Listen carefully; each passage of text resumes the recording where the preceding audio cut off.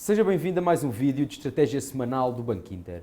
A semana passada acabou por ser bastante mais positiva do que aquilo que esperávamos e ficou marcada essencialmente por três fatores: a China, a Micron e o deflator do consumo privado americano. E esta semana em que entramos terá mais um pouco de China e é também a semana do emprego nos Estados Unidos. Começando por aquilo que foi a semana passada, a China acabou por ter um forte impacto no mercado devido a medidas que foram sendo anunciadas pelo governo chinês como forma de estimular a sua economia. Até agora as medidas foram maioritariamente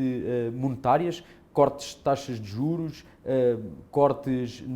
nos coeficientes de reserva dos bancos, mais liquidez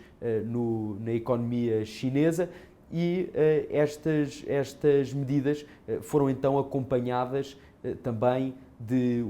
uma promessa de emissão de obrigações que depois será utilizada para estimular tanto a parte industrial como a parte do consumo, mas no entanto estas medidas estão ainda algo vagas e as que se foram materializando são todas, ou maioritariamente, do âmbito monetário, e o mercado acabou então por acolher com bom grado estas notícias do lado da China, que vimos então as suas bolsas crescerem ou subirem com muita força na semana passada, e também vimos o setor do luxo a beneficiar-se, já que neste setor cerca de 1/3 das vendas a nível global vêm da China. Para além disto, tivemos ainda a Micron a publicar resultados que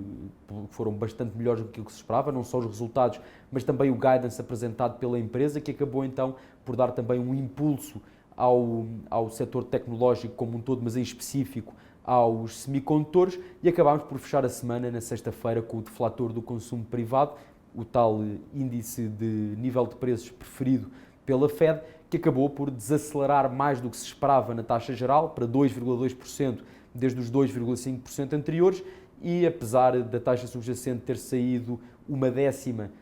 acima do registro anterior, acabou por ser um dado bastante positivo. E numa semana em que nós achávamos que seria mais ou menos plana e de estabilização, vimos então que a China e o setor do luxo, depois também a Micron e o setor dos semicondutores e o deflator do consumo privado americano acabaram por dar uma força e um impulso extra ao mercado nesta semana. E agora, na semana em que entramos, temos novamente China, porque estas notícias ou estas medidas que foram sendo anunciadas ao longo da semana passada poderão agora materializar-se. É feriado durante toda a semana na China, as bolsas estarão fechadas e pode ser este um bom momento para o governo chinês começar a materializar alguma das medidas que ficaram no ar durante a semana passada.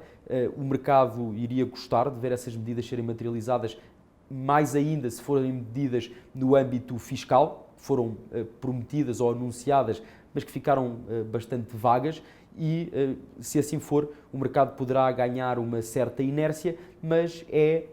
a semana do emprego americano que tem vindo a ser o determinante macroeconómico para a boa ou a má evolução do mercado. Isto porque,